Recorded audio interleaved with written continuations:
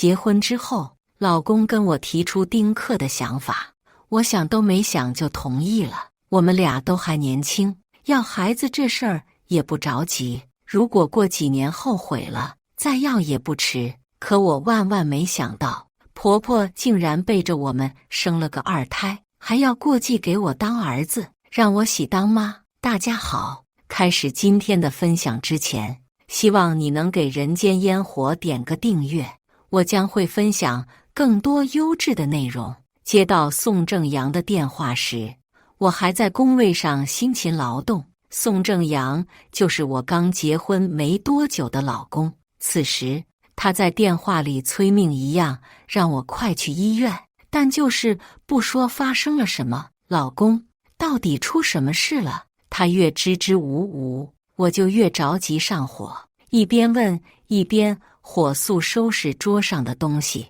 宋正阳叹了口气，似乎难以启齿，最后一咬牙道：我不知道怎么跟你说，你来了就知道了，人命关天的大事，快点吧。一听牵扯到了人命，我更紧张了，跟领导请了个假，立马就往医院赶。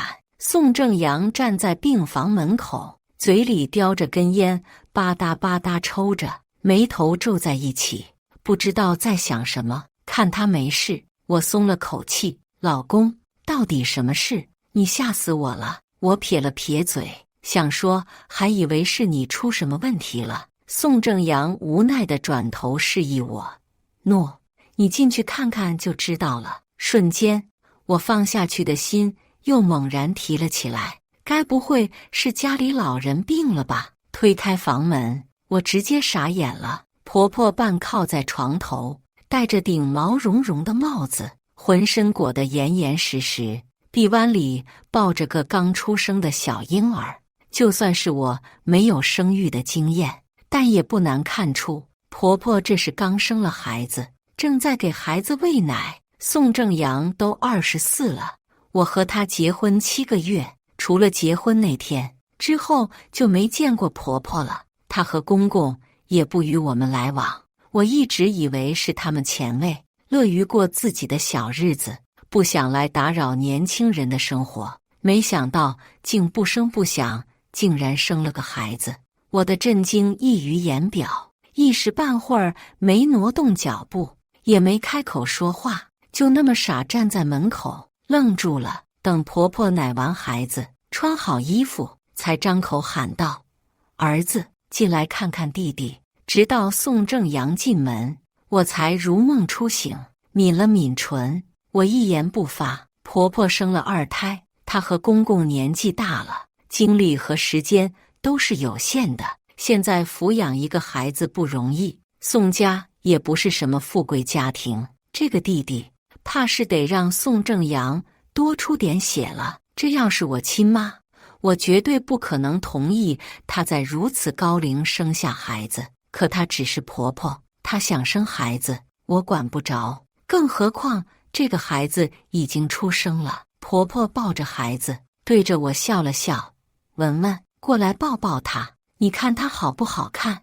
乖不乖？小孩子软软嫩嫩，吃饱了也不闹，自然是可爱的。我走过去，没伸手，妈，挺可爱的。我没抱过孩子，就不抱了。婆婆脸色微变，似乎有些失望。我只好转移话题道：对了，爸呢？婆婆叹了口气，说道：我刚想跟你们说这事儿呢。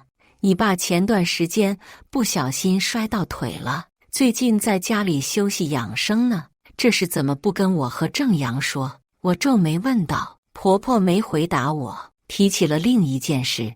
文文，我之前听杨洋说你们俩打算丁克，我知道你们小女孩子怕痛，不敢生孩子，刚好你和杨洋也没孩子，我想把弟弟给你，你把他当儿子养，以后就让他喊你妈，这不是乱来吗？我果断拒绝，这怎么可能？妈，这太荒唐了，我不同意。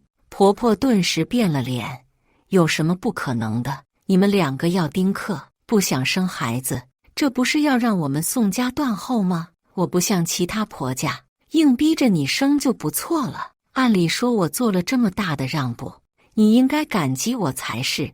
这孩子是老宋家的，你们俩必须负责。婆婆的逻辑我不敢苟同，她拿丁克这2个字来压我们，更是无稽之谈。如果不同意，为什么不先和我们商量？说到底就是自私，明明就是自己想生，又不想负责。妈，丁克是郑阳提的，我之所以答应，是因为我爱他，我尊重他。我深呼吸了一口气，平心静气地说道：如果我想养孩子，我会自己生。你的孩子是郑阳弟弟，不应该叫我妈。这孩子是你的儿子，你自己生，自己养。婆婆冷笑一声：我可不是在和你商量。这话听起来很不舒服。我下意识转头向宋正阳寻求帮助。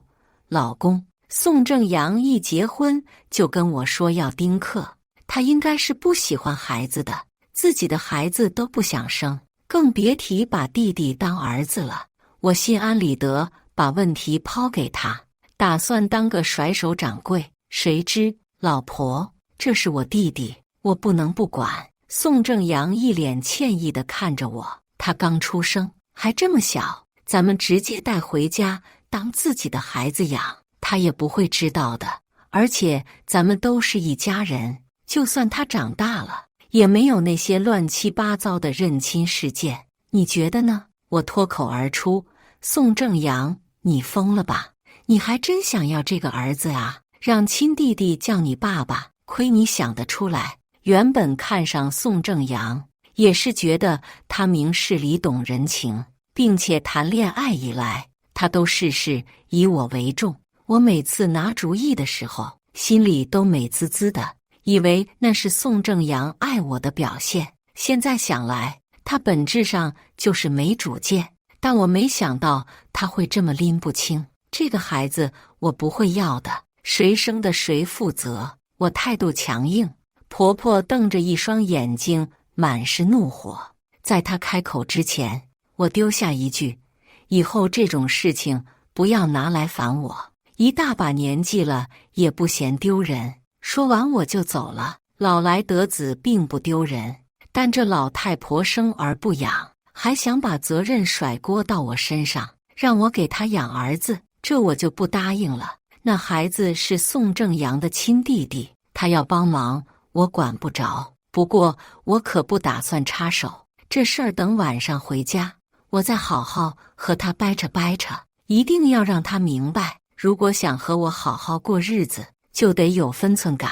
我和宋正阳促膝长谈了整整3个小时，最后他向我保证会首先顾全我们的小家。和平的表现仅仅维持了2天，婆婆带着孩子直接住进了我和宋正阳的新房。我心里不满，怪宋正阳没有和我商量，但父母只有一个，也没有和他过多计较，只等他妈坐完月子，赶紧回老家，这事儿也就过去了。可婆婆似乎不想放过我，文文，你赶紧回家给我做饭，不知道我才生了孩子吗？还天天把我一个人丢在家里，有你这么照顾月子的吗？我一天上班够累了，语气也不太好。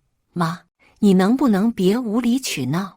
我每天都订了营养餐，你按时吃掉不就行了？还有，我工作很忙，没有空伺候你吃喝拉撒。你要实在无聊，就给你儿子打电话。挂断电话，我心力交瘁。婆婆现在每天都要给我打几10次电话，让我回家照顾她。以前我只听说婆媳矛盾多，恶毒婆婆苛待媳妇，坐月子不好好照顾的，没想到现在竟然是要我一个新媳妇伺候老婆婆坐月子。揉了揉眉心，我头疼得厉害，一时半会连电脑上的数据也看不进去，屋漏偏逢连夜雨。因为在工作时间频繁接电话，我还被领导喊去办公室批评了1个多小时。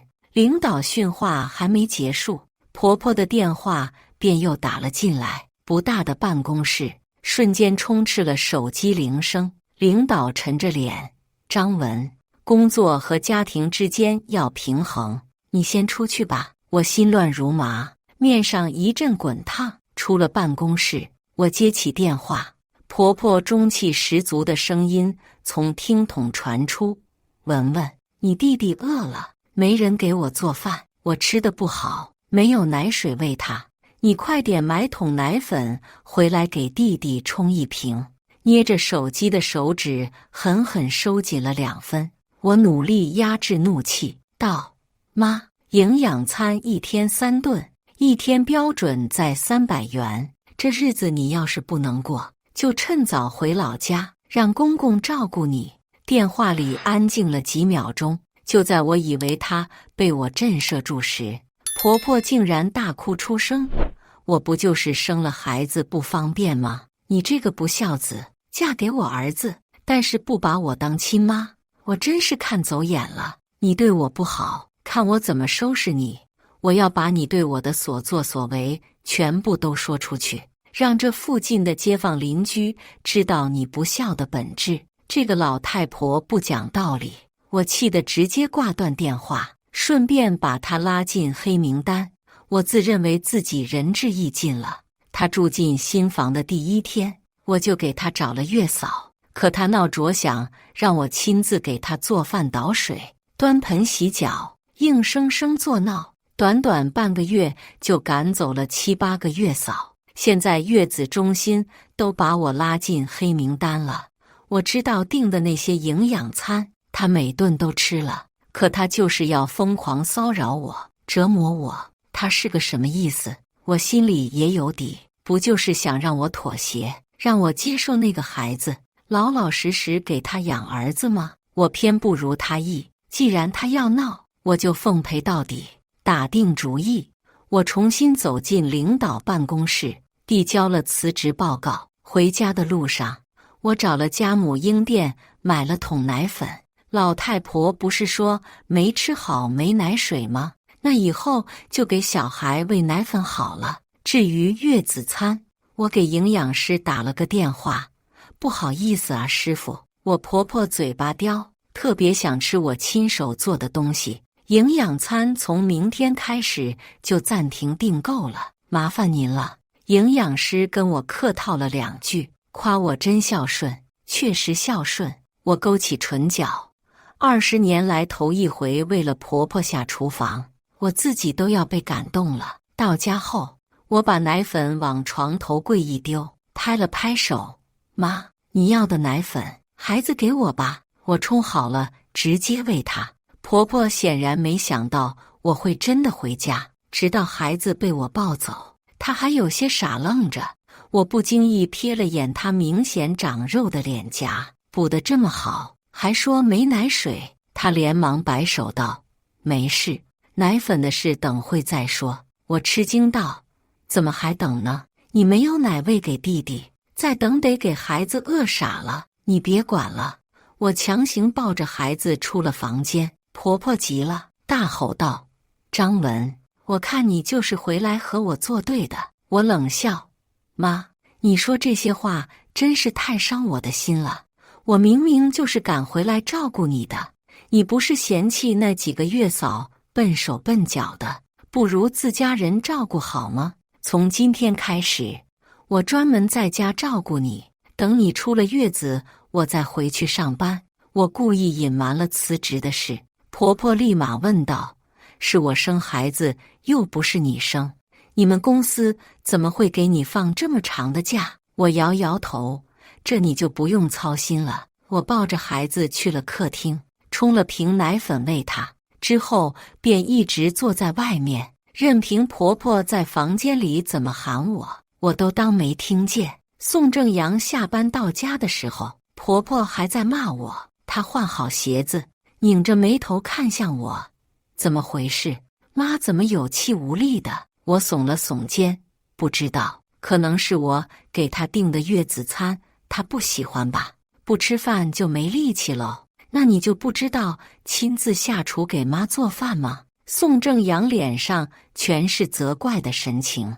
这可是我要共度一生的男人，没想到一回家就怪我。半个月来积累的情绪瞬间爆发，我也生气了。宋正阳，她是你妈，不是我妈，她又不是给我生的儿子，我他妈给她找了7、8个月嫂，她全赶走了，我做错什么了？宋正阳愣了一下，脸色也难看起来。你小声点，别让妈听见了。听见又怎样？我又没说错话。我冷冷地看着他。行了，宋正阳不耐烦，你别的理不饶人，他是长辈，就算有什么不对的地方，咱们也要包容。更何况他刚刚给我生了弟弟，还在坐月子，年纪大了，身子也不好。我算是看明白了，这母子俩都只会道德绑架我。你大方，你包容他，这尊大佛我可供不起。从明天开始，你回来给他做饭吧。说完这话，我也懒得再和他理论什么。宋正阳一听我不想管了，这才连忙过来说好话。文文，我知道妈也有不对的地方，你别跟她一般见识。等她出了月子，我马上把她送回去好吗？她大打感情牌，说自己也不容易。也是，她都24了，他妈突然生2胎，她心里应该也挺难受的。好歹也是我老公，我一时心软，也就原谅了他。宋正阳松了口气，走过去打开房间门。妈，我进来了。婆婆哭得更大声了，撕心裂肺的，像是被我欺负惨了。刚刚还和我好好说话的宋正阳，一下子转过头瞪着我，质问道：你到底干什么了？妈好歹也是长辈，就算有错，你也不能虐待她吧？我一头雾水。宋正阳，你什么意思？要说虐待，也是他虐待我。我推开宋正阳，直接进门，只看了一眼，我就明白发生了什么。婆婆面前的衣服全被打湿了，估计是奶水充足，而我把小孩抱出去了，她没办法排出来，才会变成如今这副模样。宋正阳脸色漆黑。张文，我妈还在坐月子，碰不得冷水，你不知道吗？这水是你泼在她身上的吧？你这女人真是恶毒！我双手交叉抱于胸前，气笑了。妈，你不是说营养不良，没奶水喂孩子吗？我一听你说这个，马上就买了奶粉回来了，合着你在这儿骗我呢？我这话说得明明白白。宋正阳也没继续叫嚣，只不过还是面色不爽地看着我。婆婆咬牙切齿盯着我。张文，你别以为我不知道你是故意的，我告诉你，这孩子的户口已经上到你和杨洋名下了，手续今天上午就下来了，你别想不负责。我马上朝宋正阳看过去，他眼神飘忽，不敢和我对视。怪不得呢，怪不得宋正阳他妈突然给他生了个弟弟，他接受度这么高，怪不得一句怨言都没有，估计是早就知道了吧。难怪刚结婚的时候跟我说丁克，怕是早就打定主意要让我给他们养孩子了。我气不打一处来。宋正阳，这日子还能不能过？不能过就离，离什么离？我不同意。他冷着脸道：张文，咱们都是一家人，带带弟弟而已，有什么不同意的？更何况你把他当儿子养大，他到时候和你亲，肯定会孝顺你的，是吗？就像你孝顺你妈这样吗？我的三观都要被颠覆了。宋正阳皱眉，你别无理取闹了。这俩母子直接把我恶心了个底朝天，连带着这间屋子我也待不下去。一怒之下，我夺门而出。宋正阳也没有出来找我。我在小区的公园里坐了1个多小时，头脑反而逐渐清醒起来。宋正阳确实是个孝顺的孩子，他现在应该是昏了头，才会上赶着给他妈带孩子。我和他结婚还没多久，他不愿意离婚，应该还是爱我的。夫妻床头吵架，床尾和，哪有隔夜仇的？等我多给他吹吹枕头风，让他明白我们以后也是会有小孩的，他应该就会回归我们的小家，不再对他妈言听计从了。之后的半个月，不知道宋正阳和婆婆说了些什么，婆婆倒是安分了不少。好不容易等她出了月子，我还没来得及跟宋正阳提出把他妈送回老家的事，他们俩就从外面带回来了一个女人，说是他们请回来的保姆，也是朋友家的女儿。那女人叫冯佳慧，长得清清秀秀的，年纪不大。我原本是不同意的，哪有这么年轻的小姑娘出来当保姆的？让我去我都不愿意。最后架不住婆婆哭闹，才勉强同意下来。晚上回了房间，宋正阳准备去洗漱，我拉住他不满地说道：“老公，你不是前几天就答应我婆婆出了月子就送她回家吗？还有弟弟的户口，什么时候去解决？你别着急，我这2天就找机会跟妈提。”他掰开我的手，敷衍了我一句，就进了卧室。我心里烦躁，想着这事儿要是他解决不了，那我就亲自出面。他们都这么为难我了，我还不好意思也为难他们吗？想着想着，我就睡了过去。迷迷糊糊间，小孩哭闹的声音吵醒了我。我揉了揉眼睛，等了好一会儿也不见有人去哄。无奈之下，我起身下床，准备去看看孩子。门还没打开，哭声便戛然而止。我松了口气，又要回床上睡觉。这一转身，才发现宋正阳不在房间里。门后的客厅里，隐隐约约有人说话的声音传来。我当即把耳朵贴在门上。佳慧，你看家里这个母老虎一点都不善解人意，不就是让他带带孩子吗？他处处跟我妈作对。还是你好，也只有你愿意来帮我了。这不是我老公宋正阳的声音吗？我惊怒交加，又听到冯佳慧咯咯笑了几声，娇滴滴地说道：“杨哥，干脆你和他离婚，娶我吧。你放心，本来和他结婚也不是为了和他过日子的。我实话告诉你吧，这房子当初是我出的首付。但是贷款是用的他的名字，包括装修也是他出的钱。等我拿到房子，就和他离婚娶你。”客厅里说话的声音逐渐掺杂了一些不堪入耳的虎狼之词。他出轨了，甚至还把小三给带回了家。我控制不住自己的眼泪，还有自己早已颤抖不止的手。我一步一步的退让，竟让这个男人钻了空子。我从没想到，我期待着携手一生的老公，竟然是这种狼心狗肺的东西。我手背擦干净脸上的眼泪，尽量让自己冷静下来。在他动手前，我得加快动作报复回去。我的房子、车子还有钱，一样都不能落进他的口袋。重新躺回床上，我脑子里一直回荡着宋正阳算计我的那些话。翻来覆去也睡不着，索性打开手机浏览起网页来。鬼使神差的，我点进了一个报复渣男、惩治小三的论坛，里面都是些遭遇相似的女人。我也发了个帖，除了表述老公出轨保姆，还着重描写了婆婆把2胎过继给我当儿子一事。很快，这条帖子被顶到了热度榜上，不少人都感慨活久见，被婆婆的骚操作惊呆了。与此同时，后台也有好几个自称是私人侦探的 ID 私信我，甄别了一番，我选了其中一个比较靠谱的，让他帮我去调查小三。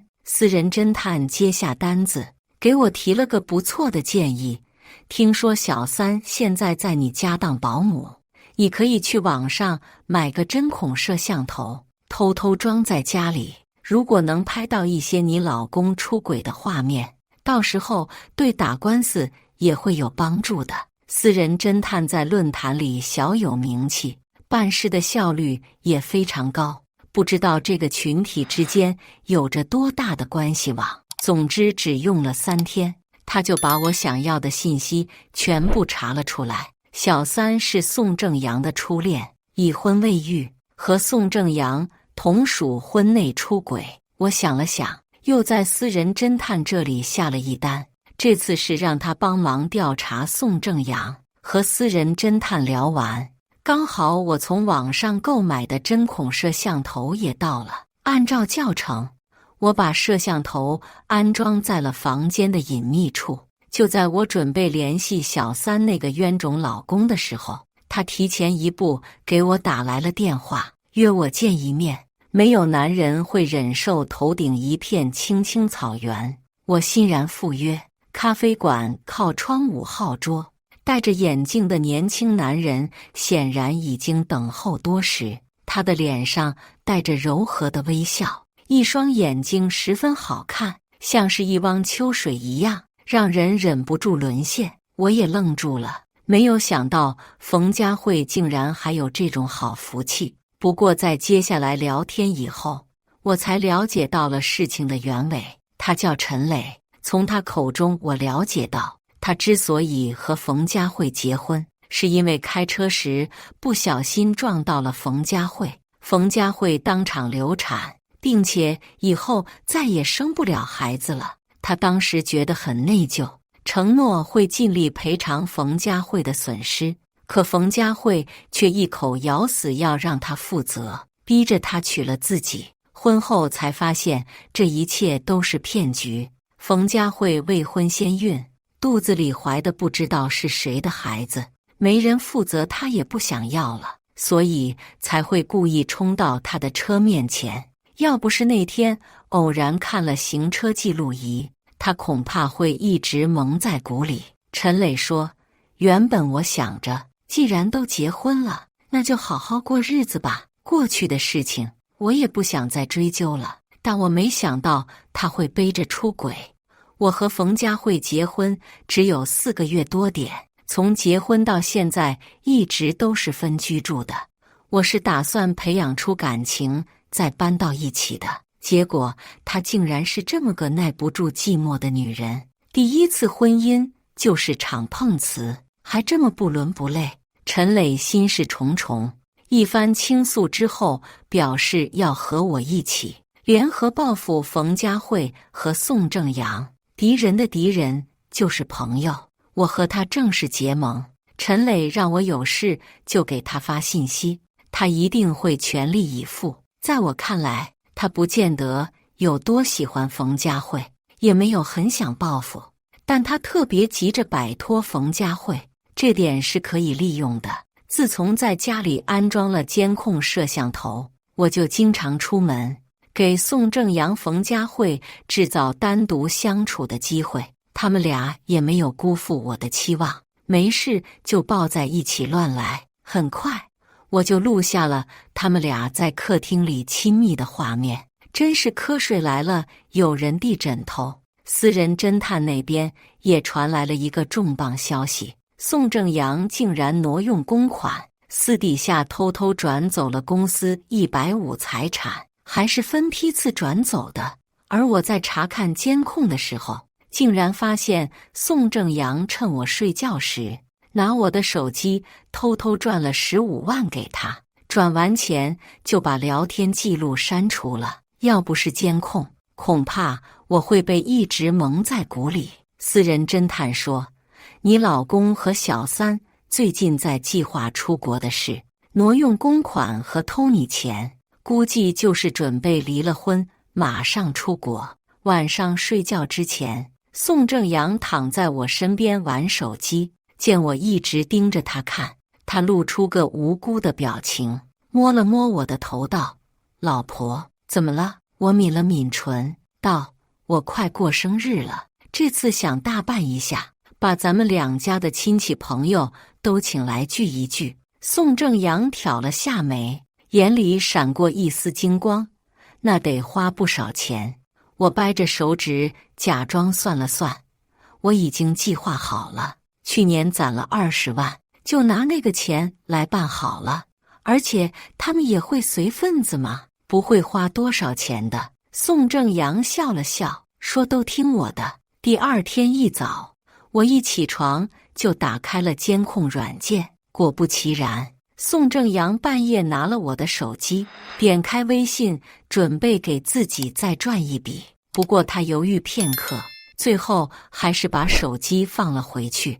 我猜他大概想等生日宴结束之后，在份子钱上动手脚吧。但他没这个机会了。这个生日宴，我不但邀请了双方的亲戚朋友，还特别邀请了宋正阳的公司领导。宴会场地是陈磊帮忙预定的，他找了一个有巨幕投影的酒店，提前把装有宋正阳和冯佳慧亲密视频的 U 盘交给了服务员，谎称是寿星的写真记录集。生日宴当天，宋正阳和我一起在楼下接待客人，他看着越来越多的人，笑得都合不拢嘴了，满脸都写着贪字。我也很开心，转头对他笑道：“老公，我等会还给你准备了一个小惊喜。”宋正阳连忙问：“惊喜是什么？”我摇摇头，三缄其口，就是不告诉他。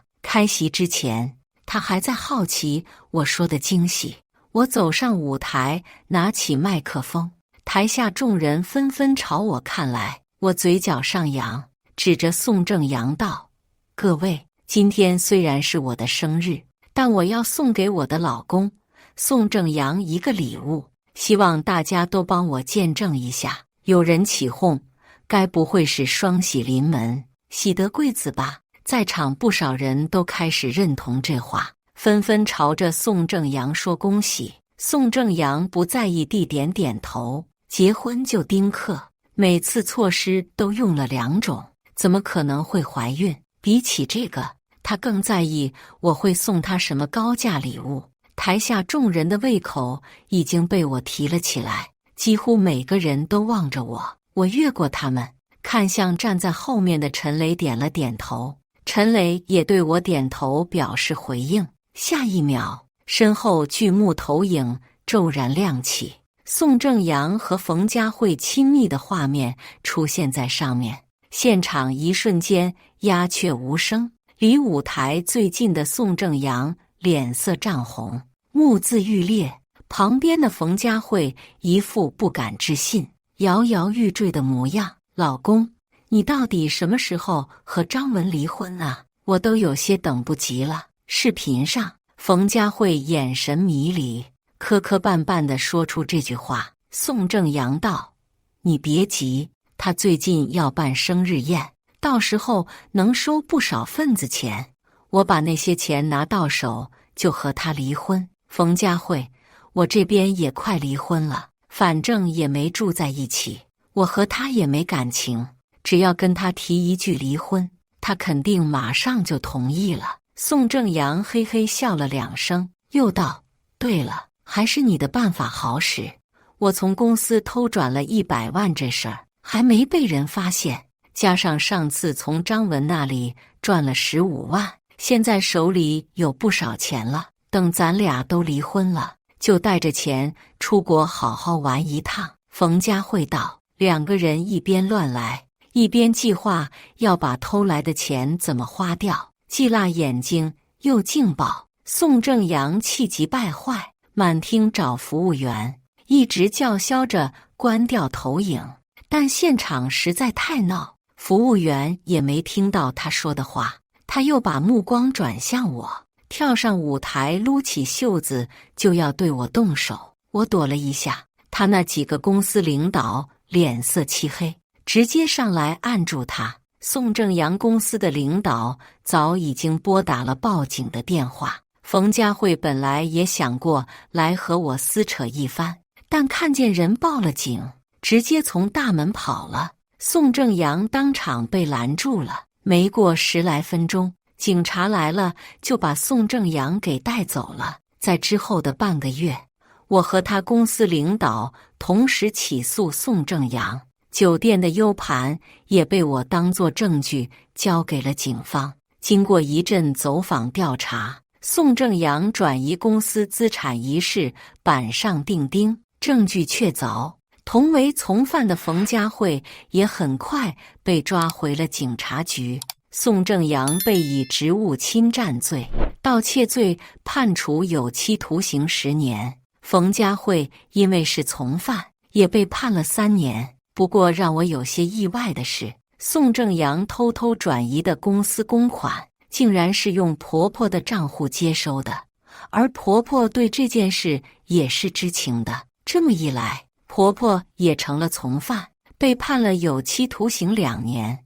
我去法院起诉离婚之后，顺带去监狱里探望了一下宋正阳，好歹是夫妻一场，你在这儿受苦受难，我来看看你也是应该的。我勾唇，语气温温柔柔，却笑得幸灾乐祸。宋正阳情绪很激动，张文，你害我也就算了，我妈那么大年纪了，你连她也不放过，你还是人吗？他这副恨不得打破玻璃冲出来吃了我的模样，让我有些忍俊不禁。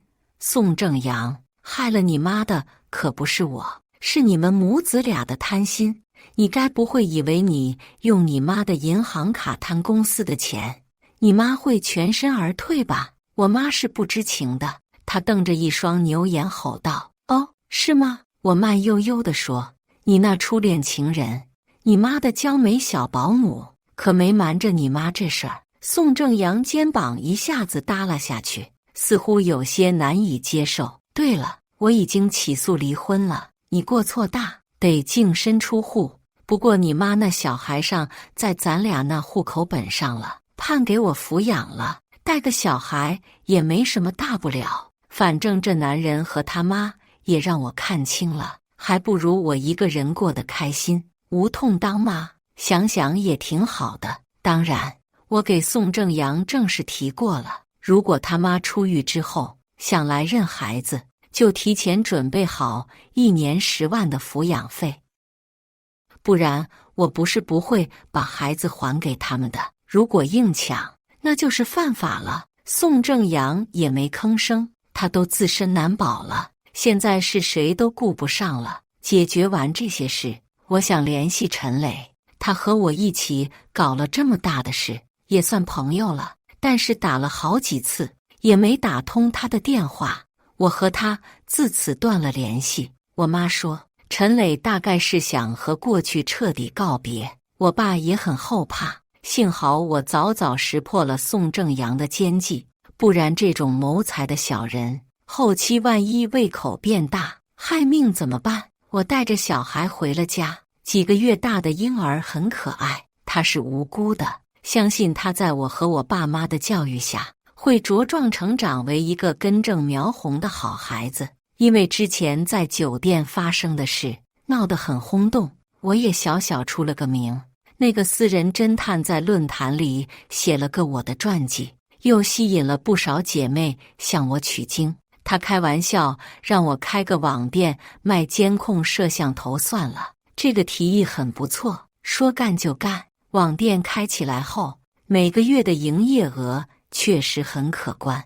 爸妈每天除了帮我打包快递，就是带小孩，我们一家人的生活是越来越红火，越来越幸福了。以上就是今天分享的故事，大家有什么想说的、想吐槽的，欢迎在下方评论交流，也更希望能给人间烟火点个订阅，我将会分享